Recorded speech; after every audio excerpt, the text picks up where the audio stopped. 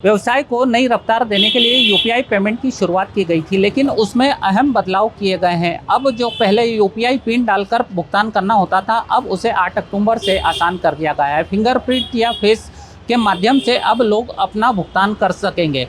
हालांकि कहीं ना कहीं इससे व्यापार की डिजिटल रफ्तार बढ़ेगी। हमारे साथ कुछ व्यापारी हैं, हम उनसे बात करते हैं ये कितना सुरक्षित है। हालांकि बात करें, पिछले दिनों यूपीआई फ्रॉड के कई मामले सामने आए थे, जिसे लेकर व्यापारियों ने यूपीआई का विरोध भी किया था और यूपीआई से भुगतान लेना भी बंद कर दिया था। हमारे साथ व्यापारी हैं, कपड़ा व्यापारी हैं, बड़े व्यापारी हैं, उनसे बात करते हैं। भाई साहब, जो अभी नई स्कीम लागू की गई है कि फिंगरप्रिंट से या फेस स्कैन से अब भुगतान किया जा सकेगा, कितना सेफ मानते हैं इसे?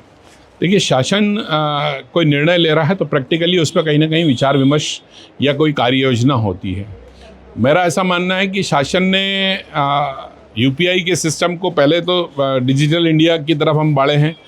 निश्चित तौर पे हमारे व्यापार में इन सब चीज़ों को बहुत आम जनता तक पहुंच गया डिजिटल, पर कहीं इसकी, जैसा कि यूपीआई में फ्रॉड बहुत हुआ है, अभी भी होता है। आप रोज़ देखते हैं सोशल मीडिया में, रोज़ आता है कि साइबर फ्रॉड हो रहा है, यूपीआई में फ्रॉड हो रहा है।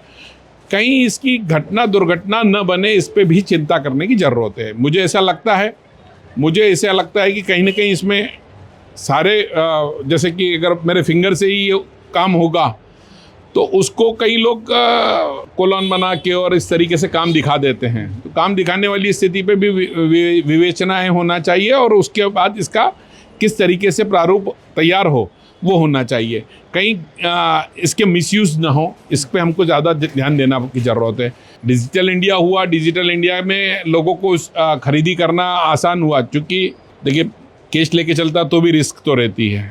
मोबाइल में ई वॉलेट में भी पैसा रहता तो रिस्क तो बनी हुई है, रिस्क तो हर जगह बनी हुई है। लेकिन इसके लिए सरकार क्या और कैसे कदम उठा रही है, ये समझने की ज़रूरत है। अभी आज शुरुआत का ये ऐलान है, आगे आगे समझ के काम होता चले जाए। पिछली बार यहाँ के कई व्यापारियों ने विरोध भी किया था, क्योंकि अपराध कोई और करता था, भुगतना व्यापारी को पड़ता था। क्योंकि अगर आपके अकाउंट में पैसा आया है तो उसे पुलिस द्वारा फ्रीज कर दिया जाता, कहीं ना कहीं आपका भी नुकसान हो रहा था। उसे लेकर आपने निर्णय लिया था कि यूपीआई भुगतान बंद कर दिया गया था। आगे किस तरह से देखते हैं, कितना उचित है ये?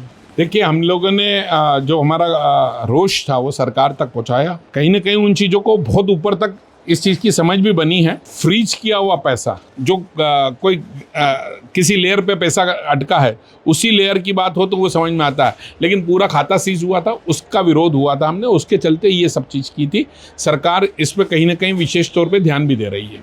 बिल्कुल, सरकार डिजिटल इंडिया को बड़ी रफ्तार देने के लिए तमाम प्रयास कर रही है। लेकिन अब जो ये नया प्रारूप शुरू किया गया है यूपीआई का, यह कितना सेफ होगा, व्यापारी ने हमें बताया है। फिलहाल आने वाले दिनों में, अभी फ़िलहाल तो ये घोषणा की गई है और जब से ये लागू होगा उसके बाद देखना होगा कि कितना सेफ ये डिजिटल भुगतान में जो नए प्रारूप डाले गए हैं, ये कितना सेफ होगा। कैमरा पर्सन भरत नरवरे के साथ सचिन शर्मा, समय नाउ, इंदौर।